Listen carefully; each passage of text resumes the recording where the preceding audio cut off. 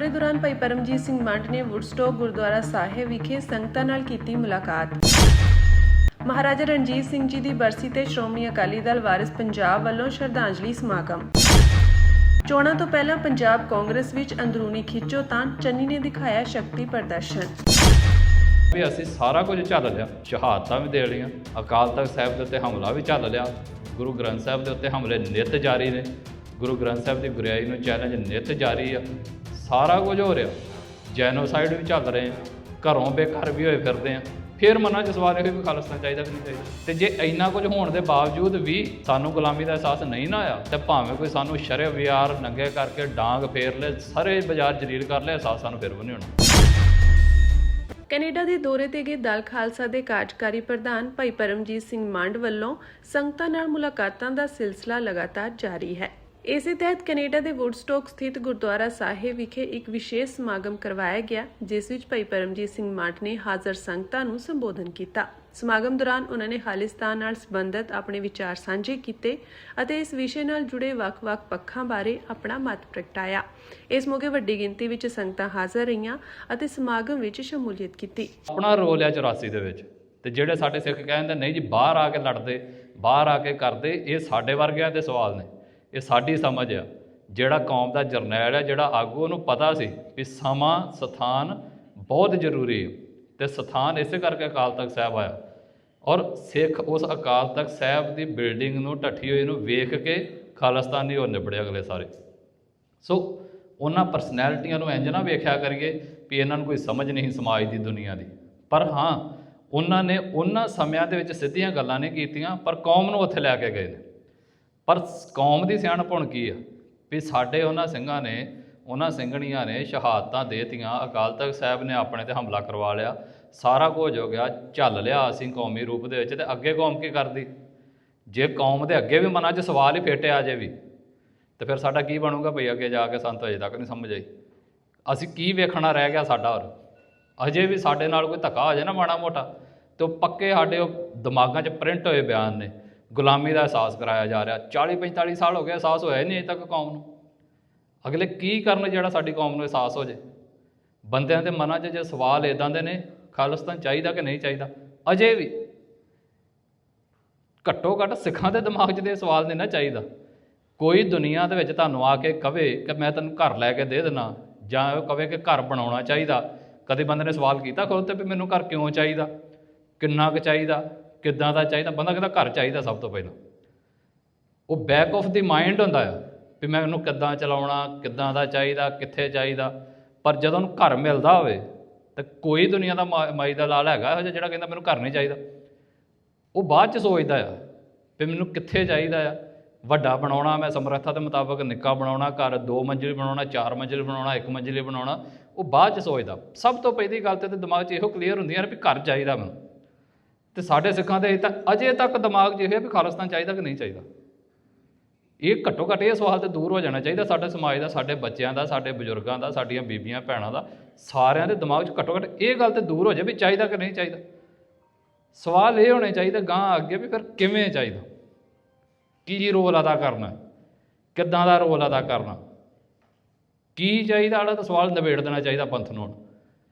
ਪਰ ਸਾਡੇ ਮੈਂ ਹੈਰਾਨ ਆ ਵੀ ਅਸੀਂ ਸਾਰਾ ਕੁਝ ਝੱਲ ਲਿਆ, ਸ਼ਹਾਦਤਾਂ ਵੀ ਦੇ ਲਈਆਂ, ਅਕਾਲ ਤਖਤ ਸਾਹਿਬ ਦੇ ਉੱਤੇ ਹਮਲਾ ਵੀ ਝੱਲ ਲਿਆ, ਗੁਰੂ ਗ੍ਰੰਥ ਸਾਹਿਬ ਦੇ ਉੱਤੇ ਹਮਲੇ ਨਿੱਤ ਜਾਰੀ ਨੇ, ਗੁਰੂ ਗ੍ਰੰਥ ਸਾਹਿਬ ਦੀ ਗੁਰਿਆਈ ਨੂੰ ਚੈਲੰਜ ਨਿੱਤ ਜਾਰੀ ਆ, ਸਾਰਾ ਕੁਝ ਹੋ ਰਿਹਾ। ਜੈਨੋਸਾਈਡ ਵੀ ਚੱਲ ਰਹੇ ਆ, ਘਰੋਂ ਬੇਘਰ ਵੀ ਹੋਏ ਫਿਰਦੇ ਆ। ਫਿਰ ਮਨਾਂ 'ਚ ਸਵਾਲ ਇਹ ਵੀ ਖਾਲਿਸਤਾਨ ਚਾਹੀਦਾ ਕਿ ਨਹੀਂ ਚਾਹੀਦਾ। ਤੇ ਜੇ ਇੰਨਾ ਕੁਝ ਹੋਣ ਦੇ ਬਾਵਜੂਦ ਵੀ ਸਾਨੂੰ ਗੁਲਾਮੀ ਦਾ ਅਹਿਸਾਸ ਨਹੀਂ ਨਾ ਆਇਆ, ਤੇ ਭਾਵੇਂ ਕੋਈ ਸਾਨੂੰ ਸ਼ਰਅ ਵਿਆਰ ਨੰਗੇ ਕਰਕੇ ਡਾਂਗ ਫੇਰ ਲੈ, ਸਾਰੇ ਬਾਜ਼ਾਰ ਜਲੀਲ ਕਰ ਲੈ, ਅਹਿਸਾਸ ਸਾਨੂੰ ਫਿਰ ਵੀ ਨਹੀਂ ਹੋਣਾ। ਤੇ ਜਿਹੜੀ ਲੀਡਰਸ਼ਿਪ ਦਾ ਅਜੇ ਵੀ ਬਿਆਨ ਇਹੋ ਹੀ ਆ ਨਾ ਵੀ ਕਿਤੇ ਹਮਲਾ ਹੋ ਗਿਆ ਜੀ, ਗੁਲਾਮੀ ਦਾ ਅਹਿਸਾਸ ਕਰਵਾਇਆ ਜਾ ਰਿਹਾ, ਸਮਝ ਲਓ ਵੀ ਉਹਨੂੰ ਸਾਰੀ ਉਮਰ ਅਹਿਸਾਸ ਹੋਣਾ ਵੀ ਨਹੀਂ। ਘੱਟੋ ਘੱਟ ਸਾਡੀ ਲੀਡਰਸ਼ਿਪ ਦੇ ਬਿਆਨ ਤੇ ਸਹੀ ਹੋਣ ਵੀ ਭਾਈ ਅਸੀਂ ਗੁਲਾਮ ਆ ਤਾਂ ਸਾਡੇ ਨਾਲ ਇਹ ਹੋ ਰਿਹਾ। ਪਰ ਇੱਥੇ ਤੇ ਜਿਉਂ ਤੁਸੀਂ ਵੇਖ ਲਓ ਉੱਪਰੋਂ ਲੈ ਕੇ ਥੱਲੇ ਤੱਕ ਚੰਗੀਆਂ ਚੰਗੀਆਂ ਸੰਸਥਾਵਾਂ ਦੇ ਮੁਖੀ, ਸ਼੍ਰੋਮਣੀ ਕਮੇਟੀ ਦੇ ਮੁਖੀ, ਹੋਰ ਜਿਹੜੀਆਂ ਸਾਡੀਆਂ ਪੰਥਕ ਧਿਰਾਂ ਨੇ ਉਹਨਾਂ ਦੇ ਮੁਖੀ, ਪੰਜਾਬ 'ਚ ਸਿੱਖਾਂ ਦੇ ਨਾਲ ਕੁਝ ਹੋ ਜੇ, ਇੰਡੀਆ 'ਚ ਕੁਝ ਹੋ ਜੇ, ਪੱਕਾ ਬਿਆਨ ਹੁੰਦਾ ਗੁਲਾਮੀ ਦਾ ਅਹਿਸਾਸ ਕਰਵਾਇਆ ਜਾ ਰਿਹਾ। ਅਜੇ ਕੰਟੀਨਿਊਟੀ ਜੀ ਆ। ਸੋ ਭਾਈ ਅਹਿਸਾਸ ਜਿਨ੍ਹਾਂ ਨੂੰ ਹੋ ਗਿਆ ਇਹ ਪਹਿਲਾਂ ਹੀ, ਉਹ ਸਿੰਘ ਸੂਰਮੇ ਜਿਹੜੇ 84 ਦੇ ਵਿੱਚ ਜਾ ਕੇ ਲੜੇ, ਤੇ ਤੁਸੀਂ ਇਹ ਵੇਖੋ ਜਿਹੜੇ ਸਾਡੇ ਤੋਂ ਅੱਧੀ ਸਦੀ ਪਹਿਲਾਂ ਅਹਿਸਾਸ ਕਰ ਗਏ ਸੀ ਤੇ ਸਾਨੂੰ ਅੱਜ ਵੀ ਨਹੀਂ ਆਇਆ, ਉਹ ਜ਼ਿਆਦਾ ਅੱਗੇ ਸੀ ਕਿ ਅਸੀਂ ਜ਼ਿਆਦਾ ਅੱਗੇ? ਸਾਡੇ ਬੰਦੇ ਕਹਿੰਦੇ ਅਸੀਂ ਜ਼ਿਆਦਾ ਪੜ੍ਹ ਲਿਖ ਗਏ ਅੱਜ। ਭਾਈ ਕਿਹੜੀ ਪੜ੍ਹਾਈ ਪੜ੍ਹੇ ਇਹ ਵੀ ਤਾਂ ਵੇਖਣਾ ਚਾਹੀਦਾ ਨਾ। ਮੈਂ ਨਹੀਂ ਕਹਿੰਦਾ ਦੁਨਿਆਵੀ ਪੜ੍ਹਾਈ ਪੜ੍ਹਨੀ ਨਹੀਂ ਚਾਹੀਦੀ, ਪੜ੍ਹ ਗਏ ਹੋ, ਪਰ ਜੇ ਕੌਮੀ ਪੜ੍ਹਾਈ ਨਹੀਂ ਪੜ੍ਹੇ ਤੇ ਫਿਰ ਤੁਹਾਡਾ ਕੋਈ ਮੁਕਾਬਲਾ ਨਹੀਂਗਾ ਉਹਦੇ ਨਾਲ। ਸਾਡਾ ਉਹਨਾਂ ਦੇ ਨਾਲ, ਉਹਨਾਂ ਸਿੰਘਾਂ ਨਾਲ ਕੋਈ ਮੁਕਾਬਲਾ ਨਹੀਂਗਾ, ਕਿਉਂਕਿ ਜਿਹੜੀ ਪੜ੍ਹਾਈ ਉਹ ਪੜ੍ਹ ਗਏ ਅੱਧੀ ਸਦੀ ਪਹਿਲਾਂ ਤੇ ਜਿਹੜੀਆਂ ਗੱਲਾਂ ਉਹ ਸਮਝ ਗਏ, ਜੇ ਉਹ ਅੱਜ ਤੱਕ ਨਹੀਂ ਸਾਡੇ ਲੀਡਰਾਂ ਨੂੰ ਸਮਝ ਆ ਰਹੀਆਂ ਤੇ ਇਹਦਾ ਮਤਲਬ ਤੁਸੀਂ ਉਹਨਾਂ ਦਾ ਪੱਧਰ ਸੋਚ ਕੇ ਵੇਖੋ ਵੀ ਉਹ ਸਿੰਘ ਕਿੱਥੇ ਵਿਚਰ ਰਹੇ ਹੋਣਗੇ ਦਿਮਾਗੀ ਤੌਰ ਦੇ ਉੱਤੇ। ਤੇ ਸਾਡੇ ਵਾਲੇ ਅੱਜ ਉਹਨਾਂ ਨੂੰ ਗੱਲਾਂ ਕਰਨ ਬਹਿ ਜਾਂਦੇ ਵੀ ਉਹਨਾਂ ਨੂੰ ਸਮਝ ਨਹੀਂ। ਸੋ ਭਾਈ ਉਹਨਾਂ ਨੂੰ ਸਮਝ ਹੀ, ਉਹ ਤਾਂ ਹੀ ਤੁਰੇ ਜਿਨ੍ਹਾਂ ਨੂੰ ਅੱਜ ਤੱਕ ਨਹੀਂ ਸਮਝ ਆਈ। ਇਹਨਾਂ ਦੀਆਂ ਗੱਲਾਂ ਦੇ ਵਿੱਚ ਲੱਗ ਕੇ ਤੇ ਉਹਨਾਂ 'ਤੇ ਸਵਾਲ ਨਾ ਖੜੇ ਕਰਨ ਲੱਗ ਪਿਆ ਕਰੀਏ। ਉਹ ਜ਼ਾਹਿਰ ਜਿਹੀ ਗੱਲ ਹੈ, ਜਦੋਂ ਮੂਵਮੈਂਟ ਚੱਲਦੀ ਆ 100 ਤਰ੍ਹਾਂ ਦੀਆਂ ਗਲਤੀਆਂ ਹੋਣੀਆਂ ਦੀਆਂ। ਬੰਦਾ ਸੜਕ 'ਤੇ ਚੜ੍ਹੋ ਹੀ ਨਾ ਤੇ ਡਰਾਈਵਰੀ ਕਿੱਥੋਂ ਸਿੱਖ ਲਓ? ਘਰੇ ਬੈਠਿਆਂ ਥੋੜ੍ਹੀ ਗਲਤੀਆਂ ਆ ਜਾਣੀਆਂ, ਘਰੇ ਬੈਠਿਆਂ ਥੋੜ੍ਹੀ ਟਿਕਟਾਂ ਮਿਲ ਜਾਣੀਆਂ। ਤੁਸੀਂ ਗੱਡੀ ਲੈ ਕੇ ਸੜਕ 'ਤੇ ਚੜ੍ਹੇ ਹੋ ਤੇ ਕਿਤੇ ਨਾ ਕਿਤੇ ਤੇ ਕਦੀ ਨਾ ਕਦਾਈ ਤਾਂ ਗਲਤੀ ਹੋ ਹੀ ਜਾਂਦੀ ਆ ਨਾ। ਤੇ ਜੇ ਮੂਵਮੈਂਟ 'ਚ ਅਗਲੇ ਤੁਰੇ ਨੇ, ਕਿਤੇ ਨਾ ਕੋਈ ਗਲਤੀ ਹੋ ਗਈ ਆ ਤੇ ਉਹ ਗਲਤੀ ਭੰਡੀ ਜਾਣੀ ਸਾਰੀ ਉਮਰ ਉਹਨਾਂ ਦੀ। 100 ਚੀਜ਼ਾਂ ਜਿਹੜੀਆਂ ਸਹੀ ਕੀਤੀਆਂ ਉਹ ਅਸੀਂ ਦੱਸਣੀਆਂ ਨਹੀਂ। ਇੱਕ ਬੰਦੇ ਨੇ ਐਕਸ਼ਨ ਗਲਤ ਕਰਤਾ ਤੇ ਲੈ ਆਹ ਇੱਦਾਂ ਕਰਤਾ, ਉਹਨਾਂ ਨੇ ਇੱਦਾਂ ਨਹੀਂ ਹੋਣਾ ਚਾਹੀਦਾ, ਫਲਾਣ ਨਹੀਂ ਹੋਣਾ ਚਾਹੀਦਾ। ਇਹ ਕੀ ਗੱਲ ਹੋਇਆ ਵੀ? ਸਰਕਾਰੇ ਖਾਲਸਾ ਜਿੰਦਾਬਾਦ, ਸਰਕਾਰੇ ਖਾਲਸਾ ਜਿੰਦਾਬਾਦ।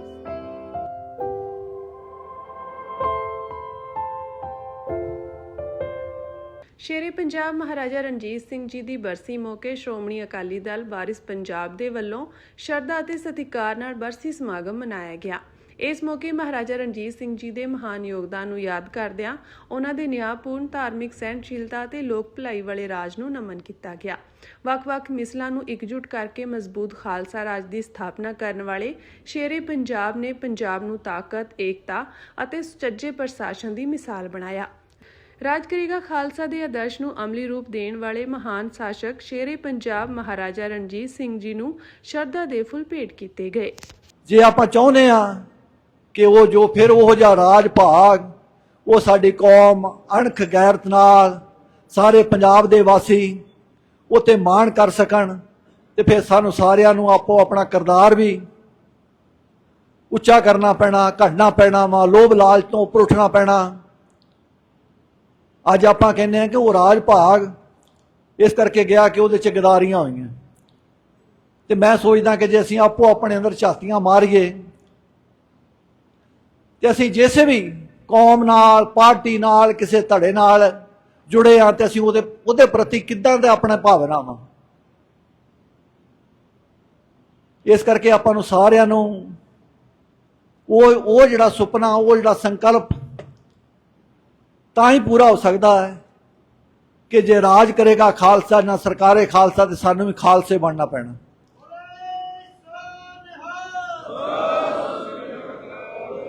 ਸਾਨੂੰ ਵੀ ਆਪਣੇ ਅੰਦਰੋਂ ਈਰਖਾ, ਨਫ਼ਰਤ, ਲੋਭ ਲਾਲਚ ਦੀ ਜਿਹੜੀ ਮੈਲ ਆ ਸਾਡੇ ਅੰਦਰ, ਉਹਨੂੰ ਲਾਹੁਣਾ ਪੈਣਾ ਆਪਣੇ ਨਾਲੋਂ। ਨਹੀਂ ਤੇ ਮੇਰਾ ਖਿਆਲ ਹੈ ਕਿ ਆਪਾਂ ਇਹ ਜਿਹੜੀਆਂ ਚੀਜ਼ਾਂ ਸਾਨੂੰ ਗੁਰੂ ਸਾਹਿਬ ਨੇ ਸਾਨੂੰ ਦੱਸਿਆ ਨਾ, ਕਥਨੀ ਤੇ ਕਰਨੀ, ਮਨ ਹੋਰ ਮੁੱਖ ਹੋਰ, ਉਹ ਜਿਹੀਆਂ ਚੀਜ਼ਾਂ ਨਾ ਹੋਣ। ਜੇ ਉਹ ਹੋਏਗੀਆਂ ਤੇ ਤਾਂ ਹੀ ਅਸੀਂ ਅੱਜ ਇਸ ਸਥਿਤੀ 'ਚ ਆ। ਜਿੱਦਣ ਅਸੀਂ ਆਪਣੇ ਆਪ ਨੂੰ ਉਸ ਸਿਧਾਂਤ ਨਾਲ, ਉਹ ਗੁਰੂ ਦੇ ਚਰਨਾਂ ਨਾਲ ਜੁੜ ਗਏ ਤੇ ਗੁਰੂ ਦੀ ਅਗਵਾਈ 'ਚ ਚੱਲਣਾ ਸ਼ੁਰੂ ਕਰ ਦਿੱਤਾ, ਤੇ ਮੇਰਾ ਖਿਆਲ ਹੈ ਕਿ ਗੁਰੂ ਸਾਡਾ ਬੜਾ ਬਖਸ਼ਾਂਦਿਆ, ਉਹਨੇ ਸਾਨੂੰ ਬਖਸ਼ ਕੇ ਲੱਖ ਖੁਸ਼ੀਆਂ ਪਾਤਸ਼ਾਹੀਆਂ ਜੇ ਸਤਿਗੁਰ ਨਜ਼ਰ ਕਰੇ। ਉਹਨੇ ਸਾਨੂੰ ਉਹਦੇ ਘਰ 'ਚ ਕਿਸੇ ਚੀਜ਼ ਦੀ ਘਾਟ ਨਹੀਂ ਗੀ, ਕੋਈ ਕਮੀ ਨਹੀਂ ਗੀ, ਉਹ ਸਾਨੂੰ ਬਖਸ਼ ਦੂਗਾ। ਪਰ ਜਿੰਨਾ ਚਿਰ ਅਸੀਂ ਆਪਣੀਆਂ ਚਤਰਾਈਆਂ ਸਿਆਣਪਾਂ, ਆਪਣੇ ਸਾਥੀਆਂ ਨੂੰ ਧੋਖੇ ਧੜੀ 'ਚ ਕਿਹਾ ਕਿ ਅਸੀਂ ਉਹ ਤੋਂ ਅੱਗੇ ਉਹਨੂੰ ਕਿੱਦਾਂ ਦਬਾ ਕੇ ਅੱਗੇ ਲੰਘ ਜਾਈਏ, ਉਹ ਜਿੰਨਾ ਚਿਰ ਅਸੀਂ ਕਰਦੇ ਰਹੇ, ਮੇਰਾ ਖਿਆਲ ਉਹਨਾਂ ਚਿਰ ਸਾਡਾ ਕੁਝ ਨਹੀਂ ਬਣਨਾ। ਸਾਨੂੰ ਸਾਰਿਆਂ ਨੂੰ ਇਹ ਚੀਜ਼ ਦਾ ਖਿਆਲ ਰੱਖਣਾ ਚਾਹੀਦਾ। ਸਾਡੀ ਮੈਂ ਸਮੁੱਚੀ ਲੀਡਰਸ਼ਿਪ ਦੇ ਚਰਨਾਂ 'ਚ ਵੀ ਯਾਲੀ ਸਾਹਿਬ ਵੀ ਹੁਣ ਬੇਨਤੀ ਕਰਕੇ ਗਏ ਆ, ਹੋਰ ਵੀ ਜਿਹੜੇ ਸਾਡੇ ਸੀਨੀਅਰ ਜਾਂ ਸਾਡੇ ਜਿਹੜੇ ਨੌਜਵਾਨ ਜਿਨ੍ਹਾਂ ਨੇ ਵੀ ਇਸ ਪਾਰਟੀ ਨੂੰ ਖੜਾ ਕੀਤਾ, ਮੈਂ ਪਹਿਲਾਂ ਤੇ ਉਸ ਮਹਾਨ ਯੋਧੇ ਜਰਨੈਲ ਮਹਾਰਾਜਾ ਰਣਜੀਤ ਸਿੰਘ ਨੂੰ ਜਿੱਥੇ ਕੋਟਨ-ਕੋਟ ਨਮਨ ਕਰਦਾ, ਉੱਥੇ ਉਸ ਤੋਂ ਬਾਅਦ ਦੁਬਾਰਾ ਸਾਨੂੰ ਉਸ ਵਿਰਸੇ ਨਾਲ ਜੋੜਨ ਵਾਸਤੇ, ਨੌਜਵਾਨੀ ਨੂੰ ਦੁਬਾਰਾ ਉਹ ਚਿੰਨ੍ਹ ਲਾਉਣ ਵਾਸਤੇ, ਉਹ ਦੀਪ ਸਿੱਧੂ ਦਾ ਵੀ ਮੈਂ ਬਹੁਤ ਬਹੁਤ ਧੰਨਵਾਦ ਕਰਦਾ ਤੇ ਉਹਨੂੰ ਵੀ ਮੈਂ ਨਮਸਕਾਰ ਕਰਦਾ ਕਿ ਜਿਹਨੇ ਸਾਨੂੰ ਇੱਕ ਵਾਰਸ ਪੰਜਾਬ ਦੇ ਹੋਣ ਦਾ ਸਾਨੂੰ ਇੱਕ ਅਹਿਸਾਸ ਕਰਾਇਆ ਕਿ ਤੁਸੀਂ ਵਾਰਸ ਤੇ ਨਾ ਮਹਾਰਾਜਾ ਰਣਜੀਤ ਸਿੰਘ ਦੇ, ਹਰੀ ਸਿੰਘ ਨਲੂਏ ਦੇ, ਜੱਸਾ ਸਿੰਘ ਆਹਲੂਵਾਲੀਏ ਦੇ ਸੀ, ਅੱਜ ਕਿੱਧਰ ਨੂੰ ਚਲੇ ਗਏ ਜੋ? ਉਹਨਾਂ ਤੇ ਆਪਣੀ ਕੌਮ ਦੀ ਖਾਤਰ ਲੜਦਿਆਂ ਬੜਾ ਕੁਛ ਸਹਿਣ ਕੀਤਾ।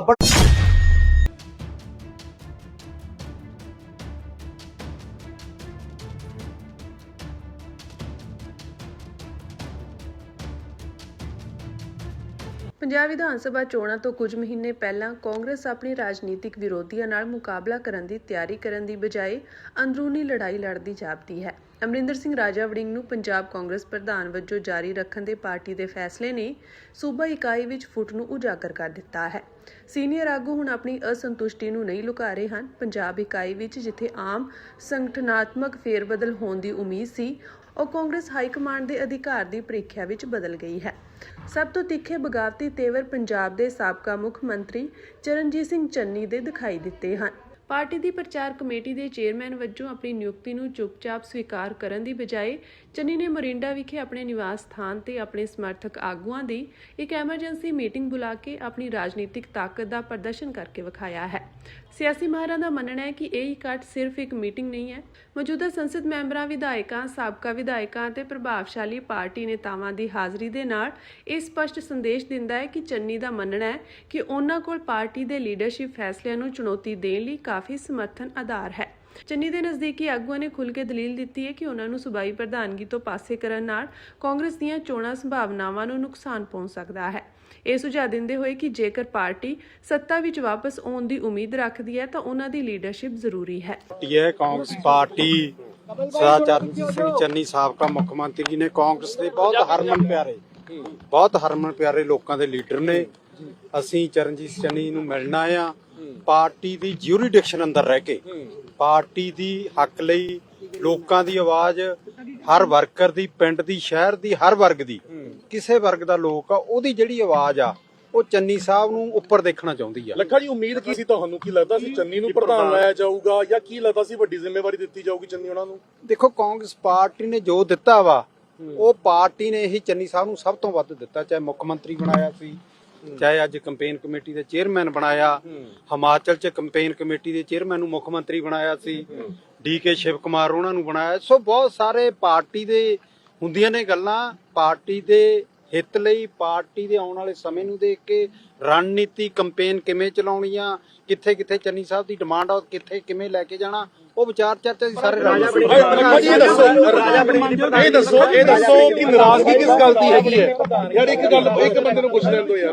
ਮੈਂ ਕਿਹਾ ਰਾਜਾ ਵੜਿੰਗ ਦੀ ਪ੍ਰਧਾਨਗੀ ਪਾਰਟੀ ਨੇ ਜੋ ਬਣਾਇਆ, ਅਸੀਂ ਮੁੱਢ ਤੋਂ ਯੂਥ ਕਾਂਗਰਸ ਤੋਂ ਲੈ ਕੇ ਇਲੈਕਟਡ ਬਾਡੀ ਤੋਂ ਲੈ ਕੇ ਮੈਂ ਪ੍ਰਧਾਨ ਵੀ ਰਿਹਾ, ਤੀਜੀ ਵਾਰ ਪ੍ਰਧਾਨ ਬਣਿਆ।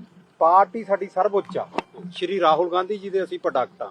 ਯੂਥ ਕਾਂਗਰਸ ਚੋਂ ਨਿਕਲ ਕੇ ਆਇਆ, ਚਾਹੇ ਰਾਜਾ ਵੜਿੰਗ ਆ, ਚਾਹੇ ਮੈਂ ਆ, ਚਾਹੇ ਕੋਈ ਆ, ਐਨੀਵੇ, ਪਰ ਪਾਰਟੀ ਸਰਵਉੱਚ ਆ। ਪਾਰਟੀ ਦੇ ਅੰਦਰ ਰਹਿ ਕੇ ਅਸੀਂ ਆਪਣੀ ਪ੍ਰਾਪਤੀ ਕਰਾਂਗੇ। ਲੱਖਾ ਜੀ ਗੱਲ ਦੱਸੋ, ਇੱਕ ਗੱਲ ਦੱਸੋ ਕਿ ਤੁਹਾਨੂੰ ਰਾਜਾ ਵੜਿੰਗ ਦੀ ਪ੍ਰਧਾਨਗੀ ਮਨਜ਼ੂਰ ਹੈ ਕਿ ਸਾਰਿਆਂ ਨੂੰ? ਦੇਖੋ, ਰਾਜਾ ਵੜਿੰਗ ਪ੍ਰਧਾਨਗੀ ਬਤੌਰ ਕੰਮ ਕਰ ਰਿਹਾ, ਪਰ ਪਾਰਟੀ ਦੇ ਅੰਦਰ ਆਪਣੀ ਗੱਲ ਰੱਖਣਾ ਵੀ ਸਾਡਾ ਹੱਕ ਆ। ਕੇਂਦਰੀ ਗ੍ਰਹਿ ਮੰਤਰੀ ਅਮਿਤ ਸ਼ਾਹ ਨਾਲ ਮੁਲਾਕਾਤ ਤੋਂ ਬਾਅਦ ਸੁਖਜਿੰਦਰ ਸਿੰਘ ਰੰਧਾਵਾ ਨੇ ਕਿਹਾ ਕਿ ਪੰਜਾਬ ਦੇ ਹਾਲਾਤ ਬਾਰੇ ਅਮਿਤ ਸ਼ਾਹ ਨਾਲ ਮੁਲਾਕਾਤ ਕੀਤੀ ਹੈ। ਮੈਂ ਪੰਜਾਬ ਦੇ ਹਾਲਾਤ ਤੇ 2026 ਵਿੱਚ ਕੇਂਦਰ ਨੂੰ ਚਿੱਠੀ ਲਿਖੀ ਸੀ, ਜਿਸ ਵਿੱਚ ਅੰਮ੍ਰਿਤਸਰ, ਤਰਨਤਾਰਨ ਅਤੇ ਹੋਰ ਬਾਰਡਰ ਖੇਤਰਾਂ ਦੀ ਸਥਿਤੀ ਦਾ ਜ਼ਿਕਰ ਕੀਤਾ ਸੀ।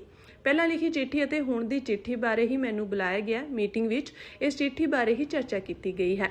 ਚਰਨਜੀਤ ਸਿੰਘ ਚੰਨੀ ਵੱਲੋਂ ਕੀਤੀ ਜਾ ਰਹੀ ਮੀਟਿੰਗ ਤੇ ਬੋਲਦਿਆਂ ਰੰਧਾਵਾ ਨੇ ਕਿਹਾ ਕਿ ਮੇਰੇ ਤੋਂ ਵੱਧ ਇਸ ਬਾਰੇ ਚੰਗਾ ਜਵਾਬ ਚੰਨੀ ਜੀ ਦੇ ਸਕਦੇ ਹਨ। ਮੈਂ ਜਨਰਲ ਸਕੱਤਰ ਹਾਂ ਤੇ ਇਸ ਤੋਂ ਵੱਡੀ ਜ਼ਿੰਮੇਵਾਰੀ ਕੋਈ ਨਹੀਂ ਤੇ ਮੈਂ ਆਪਣੀ ਜ਼ਿੰਮੇਵਾਰੀ ਬਖੂਬੀ ਨਿਭਾ ਰਿਹਾ ਹਾਂ। और उसमें जो पंजाब में जो गुरदासपुर और दूसरे इलाकों में कैसे गैंगस्टर चल रहे हैं, उनके बारे में मैंने जो नई लेटर थी, जो पहले वाली लेटर थी, इसको उन्होंने इस लेटर के बेस पर मेरे को बुलाया गया और जो लास्ट पैराग्राफ है उसके ऊपर उन्होंने जो मैंने कंक्लूजन निकाल कर लास्ट लेटर में लिखा था उसके ऊपर उन्होंने डिस्कशन भी की। और साथ ही मैंने ये कहा कि ये अकेली, अगर आप ये कहते हैं कि वहाँ पंजाब गवर्नमेंट है, तो मैंने कहा मैं इसके साथ नहीं मानता, क्योंकि आपकी इंटेलिजेंस है, आईबी है, आपके पास मिलिट्री इंटेलिजेंस है, रॉ है, सीबीआई है और कई आपके जो है वो है।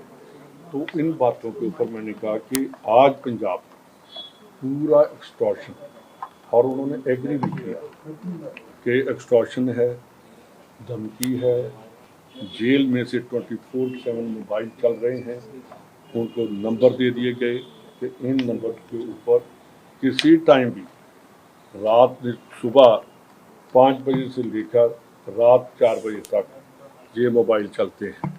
मेरा ख्याल जो मोबाइल करते हैं वो 1 घंटा ही सोते हैं, बाकी उनका जेल से मोबाइल चलता है। ये मैंने उनसे बात किया और उन्होंने कहा कि आपने डीजीपी पंजाब को कहा। मैंने कहा जी उनसे बात करने का कोई फ़ायदा नहीं है, क्योंकि वो बिल्कुल जो चीफ मिनिस्टर कह रहे हैं, और जैसे पंजाब में इलेक्शन लूटने की बात चल रही है, चाहे वो जिला परिषद है, चाहे कोई और है, गैंगस्टरों का जो बोलबाला है, गैंगस्टरों को कोई पकड़ने वाला नहीं है, इसमें आप अपना रोल बताइए कि गवर्नमेंट ऑफ इंडिया का क्या रोल है। जब टेररिज्म आया था तो उस टाइम पंजाब पुलिस और सेंट्रल फोर्सेस जो थी दोनों ने मिलकर पंजाब के टेररिज्म को ख़त्म किया। तो मैंने कहा जी अगर आज गवर्नमेंट ऑफ इंडिया ये कहते हैं कि ये पंजाब पुलिस का है, ये नेशनल सिक्योरिटी को थ्रेट है और पाकिस्तान डायरेक्ट इंटरवीन कर रहा है, इस बात से आप भाग नहीं सकते।